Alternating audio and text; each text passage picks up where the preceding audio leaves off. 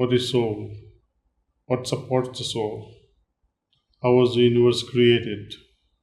How will it dissolve? How it is expanding? How is the higher world beyond this physical world?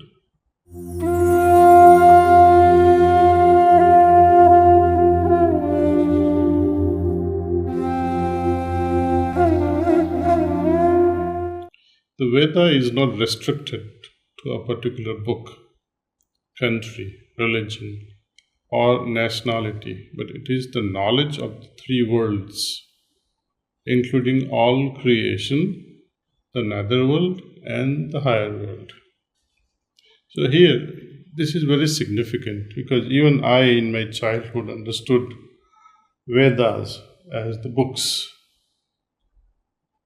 But Lalaji Maharaj clarifies it emphatically. Vedas means the knowledge. Knowledge doesn't belong to any particular religion. Knowledge doesn't belong to any particular country. It is universal. It is something like science. Science, of course, has its own limitations because we try to use science for this material world. Science of medicine, science of engineering, knowledge.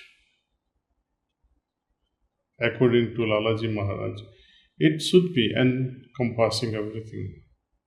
Not only this manifested material world and how the principles play out in the materialistic world, but also what supports this Bhautik world, what supports my physical body, how the psychology, the mind, various neurological aspects play out in our body, what influence our moods have on this neurology and ultimately in our behavior, which are well studied but still not fully understood. And most complex thing is consciousness. People are still scratching the surface of this concept. What supports this consciousness?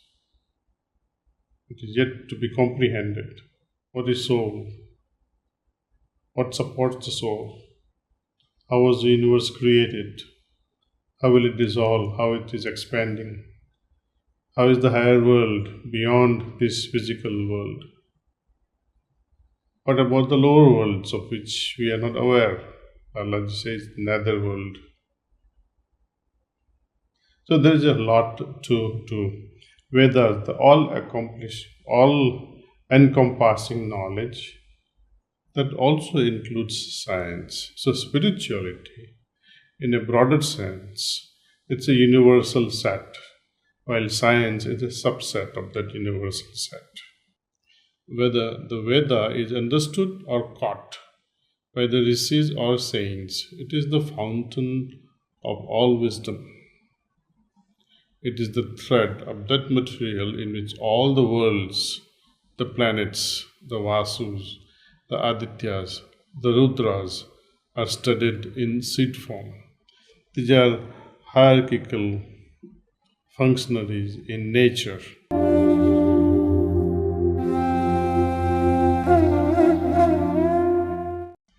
In order to know their real significance, let us forget for some time the words like Veda and knowledge. Let us think instead of a spirit or power which is all pervading and all surrounding reality, which gives up the identity of creation and which is called wisdom, the first mind, the Mahat principle, or the lower nature. In the bracket, he has put it as apara Prakriti, means the lower nature. When he is talking of this spirit or the power, which is all pervading, all surrounding reality, which keeps up the identity of creation, this is all about Kanha, the life force.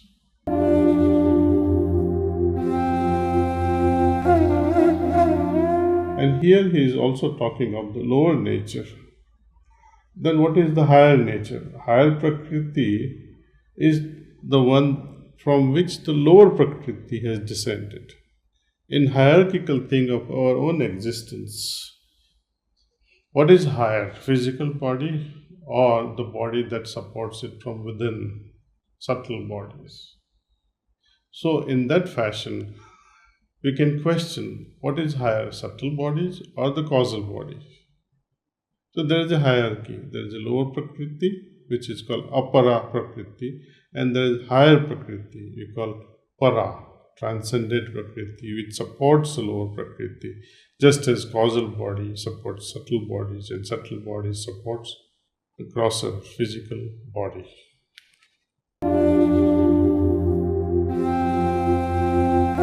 One part of this mind, capital M, is turned upwards, which is the all-pervading and all-surrounding essence of element, and which determines the forms of all the individuals.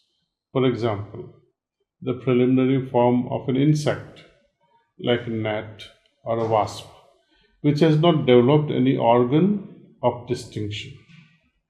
After that, the power which applies systematic force in each and every particle or cell and creates or is capable of creating different organs such as mouth, etc., as distinct from other individual forms is known as knowledge or the first intellect, which is all pervading. No creation or race or religion or creed is free from it. Lalaji Maharaj is talking about this universal intelligence, which is all pervading.